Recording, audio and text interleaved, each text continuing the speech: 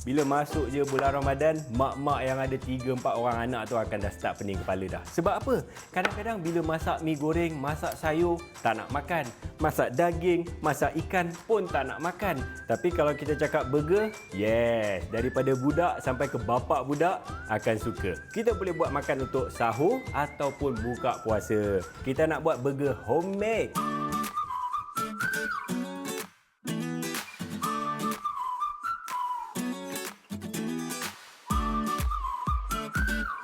Kalau kita tengok dekat sini, kita nak buat dia punya patty kan. Okey, kita dah ada daging. Kita boleh pakai daging lembu ataupun daging kerbau. Kita pakai 70% daging dan 30% lemak dia. Jadi, bila kita masak patty daging tu, dia akan juicy dekat bahagian dalam dan dia crispy bahagian luar. Okey, untuk buat dia, kita tak perlukan terlalu banyak bahan. Okey, kalau tengok dekat sini, kita dah ada daging kisar ni.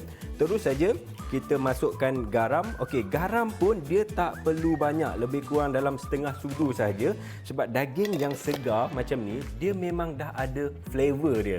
Kemudian kita letakkan sedikit lada sulah.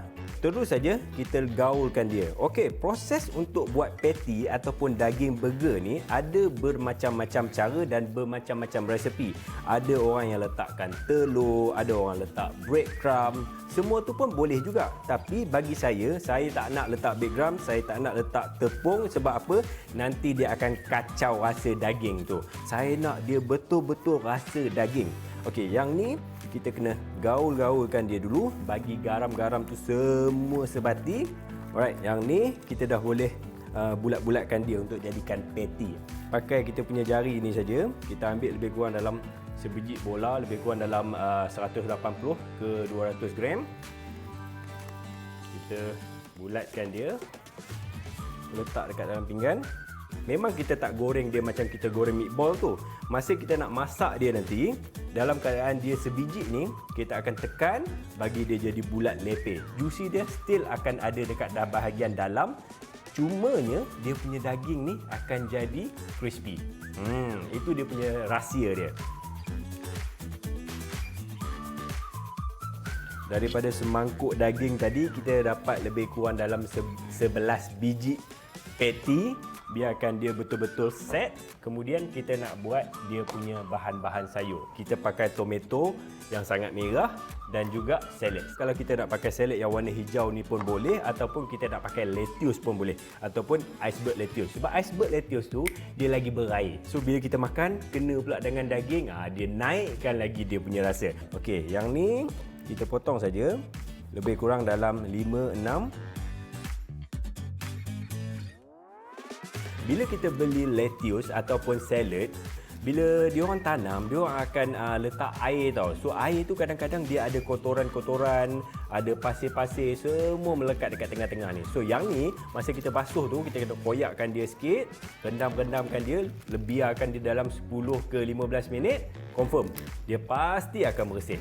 Lagi besar lettuce tu, lagi cantik burger kita. Tengok dia punya bahagian dalam dia putih, hijau dan rasa dia memang sangat kena jadikan sandwich. Kita nak teruskan dengan dia punya sos. Kalau tengok kat sini saya ada dah mayonnaise dengan sedikit barbecue sauce. Gaulkan dia, dia betul-betul sebati. Right, bila dia dah okey, warna dia pun cantik, kita letak je ke tepi dan kita boleh teruskan dengan proses masak. Roti kita perlu panaskan dulu. Kita letakkan juga sedikit margarine untuk bagi dia punya roti tu crispy. Sebab apa? Bila kita nak letakkan daging, bila kita letakkan sos nanti, kita tak nak roti kita tu serap lembapan-lembapan daripada daging burger, daripada sayur, daripada sos, dan roti kita tu jadi lembik. Kita nak sealkan dia sampai bahagian bawah dia golden color. Okey, nampak tak? Bila kita ketuk-ketukkan sikit dia ada bunyi. Okey, maksudnya bila kita dah letakkan sos ataupun juicy daripada daging tu, dia tak akan serap kena dekat roti. So, roti kita masih lagi lembut dengan biasa.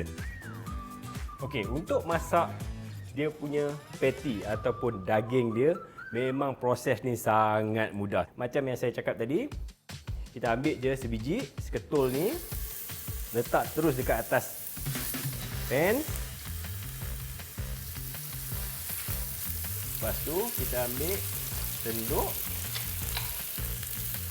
dan kita tekan je sampai dia lepeh. Dia untuk masak daging burger ni sebenarnya dia tak ambil masa yang begitu lama. Lebih kurang dalam 3 ke 4 minit saja satu bahagian cukup. Sebab kita tak mahu kita punya burger ni dia overcook, dia terlebih masak. Bila dia terlebih masak, dia punya bahagian dalam tu akan jadi keras, dia akan jadi macam berhempas. So kita tak nak rasa tu semua, kita nak dia still lembut, juicy dekat bahagian dalam dia. Alright, bila kita tengok bahagian daging ni dia dah start keluarkan air dekat bahagian bawah tu, buih-buih tu, that means kita punya daging memang dah betul-betul masak. Kemudian kita boleh letakkan sedikit sekeping cheese dekat bahagian atas dia, bagi dia cair, melt, kemudian terus masuk kat dalam burger. Kita letak tomato dulu. Kemudian kita letak sos yang kita dah buat awal tadi dekat bahagian bawah. Dan kita letak kita punya daging kat bahagian atas. 2 keping, 3 kuping pun boleh. Kita buat, kita nak makan banyak kan, bubuh banyak-banyak. Okey, letak kat bahagian atas dia. Lepas tu satu lagi saya nak letak mustard sikit. Okey, mustard ni bagi pelengkap rasa. Kemudian tutupkan dia. Wow, sangat cantik.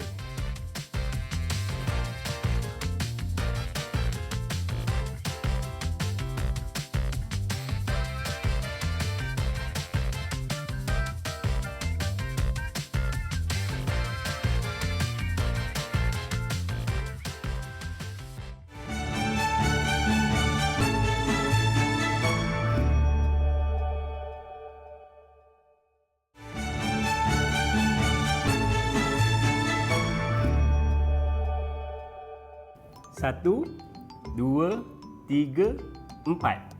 4 bahan. Apa yang boleh kita masak? Baik, kalau kita pergi ke restoran fast food, kita order ayam goreng, kita order burger, pastinya kita akan order french fries. Okey, kita bukan nak buat french fries, tapi kita nak buat keledek goreng ataupun fries keledek. Bunyi macam pelik, tapi rasa dia sangat sedap dan jarang kita jumpa dekat kedai.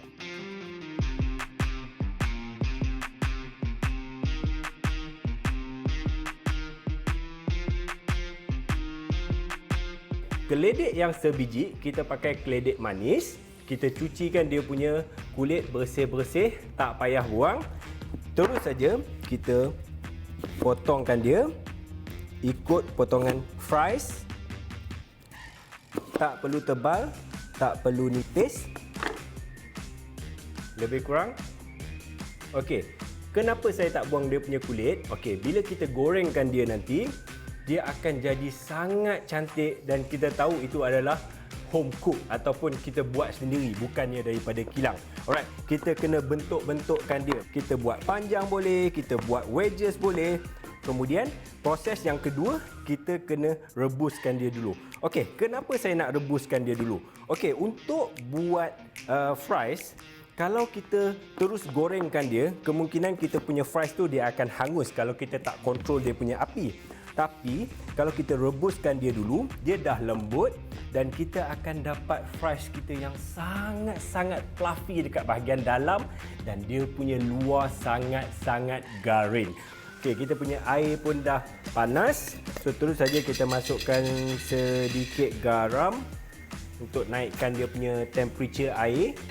Mudah untuk kita rebuskan dia, dia cepat masak dan dia akan bagi flavor sikit dekat keledek kita. Alright, keledek ni terus saja kita masukkan dekat dalam air rebusan tadi. Kalau tengok proses dia memang sangat mudah kan. Kita potong, kita rebus, kita goreng. Itu saja dia punya step. Tapi sebenarnya dia ada part-part yang sangat penting untuk kita buat fries ni. Salah satunya adalah part merebus. Okey, kita rebuskan dia, bukan kita nak rebus sampai dia betul-betul masak. Kita just rebus lebih kurang dalam 50% saja dia punya kadar masak tu. Kemudian lagi 50% tu kita nak goreng kat dalam minyak bagi dia 100% masak. Baru dekat dalam dia akan fluffy. Okey, lepas kita dah rebuskan dia 6 ke 7 minit, kita angkat tengok ya. So kita pegang, kalau bahagian tengah dia tu dah agak lembut, that mean kita boleh terus angkat dah. Alright, kita tak mau dia terlalu overcook. Bila kita gorengkan dia nanti, kalau dia overcook, kita punya keledek tu dia akan patah. So kita tak nak dia patah, kita toastkan dulu air. Masuk dekat dalam satu bekas. Okey, untuk proses goreng, kita pakai je kuali yang sama, buang dia punya air panas tu. Okey, untuk goreng pun sebenarnya, dia tak adalah minyak yang special. Just kita pakai minyak goreng biasa saja. Masuk lebih kurang dalam setengah. Jangan terlalu banyak, jangan terlalu sikit sebab kita nak buat proses deep fry. Okey, deep fry ni maksudnya kita goreng dalam keadaan bahan kita tu tenggelam. Sebab kita nak bagi dia punya semua bahagian tu garing. Untuk proses gorengkan dia, kita tak boleh pakai semua ni masuk sekali kat dalam. Nanti dia akan patah, dia akan hancur. Okey, masukkan dia slow-slow. Satu lagi tip, bila kita goreng kentang, ayam, apa-apa saja yang deep fried, kita tak boleh masuk dia terlalu banyak. Dia punya temperature dah cantik dah cukup ngam dah. Dia punya minyak cukup panas. Tapi bila kita masukkan lebih bahan yang kita nak goreng tu, dia punya temperature minyak tu akan sedikit turun. Okey, bila dia sedikit turun, minyak tu dia akan serap masuk dekat dalam makanan kita. So, macam mana kita tak mau minyak tu serap masuk dekat dalam makanan kita, kita jangan masuk terlalu banyak. Kita nak biar minyak tu berada dalam satu tahap yang sama, dia punya kepanasan tu. Okey, sekarang ni stage untuk menggorengkan dia sama juga, tak perlu lama. Dan kita kena pastikan kentang ataupun keledek ni dia tak melekat. Alright, kalau kita tengok gorengan dia sangat cantik. Dia dah start mula golden color kan. Dia dah start bertukar warna dah. Mudah untuk kita checkkan dia, macam yang saya selalu duk pesan tadi. Bila kita masukkan dia tenggelam, dia dah masak, dia akan timbul ke atas dan warna dia pun akan bertukar. Okey, tengok, kalau awal-awal tadi kita masukkan dia, warna dia sangat kuning kan. Okey, sekarang dia dah bertukar, dia jadi golden. Kita ambil satu yang paling tebal tu. Alright, bila kita pegang dia, kita tahu dekat luar dia memang sangat garing. Tapi bila kita patahkan dia, tengok dekat dalam dia, it's so fluffy. Macam mana kita nak perasakan dia? Okey, pastikan dia punya excess minyak tu tak terlalu banyak melekat. Kemudian kita letakkan sikit lada sulah.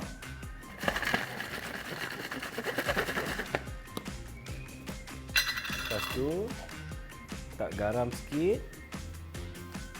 Jangan terlalu banyak. Kemudian kita letakkan sikit cili powder.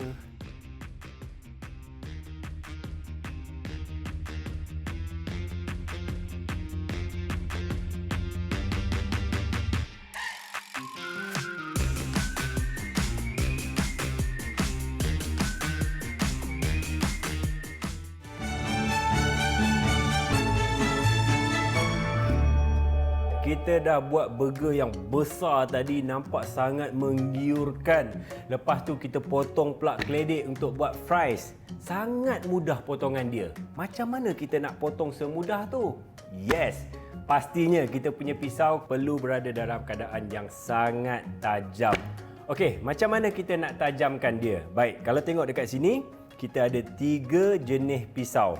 Bentuk dia pun berbeza. Alright, kalau kita tengok yang kuning ni, okey, kuning ni kita panggil dia chef knife. Ini adalah common knife. Memang untuk setiap chef memang dia ada satu pisau yang khas untuk dia. Dan ini pun chef knife juga, cuma bezanya adalah dia punya saiz. Kalau kita tengok dia punya saiz ni agak kecil sikit. Setiap orang dia ada body yang berbeza, tangan kecil, besar. So untuk sesuaikan, dia akan keluarkan 2 saiz untuk memudahkan kerja kita dekat dapur. Alright, ini fungsi dia sama. Alright, kalau kita tengok dekat sini pula, okey. Ini adalah butcher knife. Alright, butcher knife ni memang sangat tajam, memang sangat bersih. Kita boleh tengok dia punya dekat bahagian ni sangat shining dan memang setiap kali kita guna, kita kena cuci. Fungsi dia untuk apa? Alright, kalau kita tengok dia punya bentuk memang agak besar dan dia condong sikit kat bahagian belakang. Okey, ini memang sangat sesuai untuk daging. Kita panggil dia butcher knife. Kita boleh pakai untuk daging mentah ataupun daging yang dah dimasak. Alright, macam mana kita nak tajamkan dia? Okey, kalau tengok chef knife. Okey, kalau kita tengok balik bentuk pisau ni Kalau kita tengok dekat bahagian belakang dia, dia agak tebal dan tajam dekat bahagian depan dia. Okey, kita boleh gunakan batu asah biasa. Alright, kalau kita tengok dekat batu asah ni, dia ada dua bahagian. Satu bahagian kasar dan satu lagi bahagian yang agak halus. Apa fungsi dia? Okey, bila kita nak hasilkan pisau yang tajam, pertama sekali kita kena asah dekat bahagian yang kasar dahulu. Kita asah dia 1, 2, 3, 4 dan 5. Kemudian kita proses ulang balik proses tadi. 1, 2, 3, 4 dan 5. Kemudian kita pusing ke bahagian yang agak halus tu, letakkan sedikit air. Alright, bila kita dah asahkan dia dekat bahagian yang kasar, okey, untuk bahagian yang licin ataupun yang halus sikit ni, dia tak susah dah. Tekan sikit dekat bahagian atas pisau ni dan biar saja dia bawa. 1, 2, 3, 4, 5. Sama juga proses dia. 1, 2, 3, 4 dan 5. Alright, bila kita dah asahkan dia, lalukan sikit dengan air. Confirm. Sangat tajam. Okey, untuk butcher knife, dia special sikit. Kebiasaannya kita takkan pakai batu asah sebab dia punya mata sangat tajam, sangat halus untuk potong daging. Jadi kita perlu gunakan butcher steel. Okey, kalau kita tengok butcher steel, dia memang banyak digunakan dalam commercial kitchen. Kenapa? Dia ada pemegang dekat sini. Okey, bila kita asah 1, 2, 3, 4, 5. Alright, kalau kita tengok step dia 1, 2, 3, 4 dan 5. Okey, dia masa awal-awal kita just lalukan slow saja. Tapi bila kita dah expert, just fast.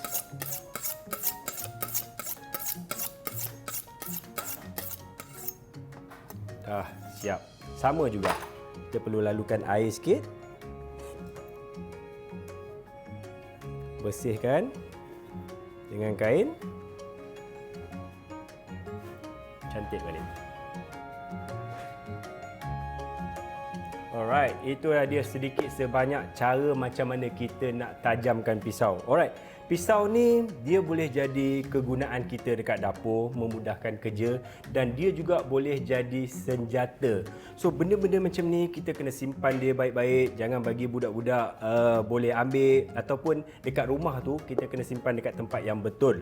So benda yang kita jaga, benda yang kita simpan elok-elok ni, mana tahu boleh jadi senjata untuk kita pula. Baik, tajam-tajam mana pun pisau, tu dah dia. Tajam lagi mulut manusia.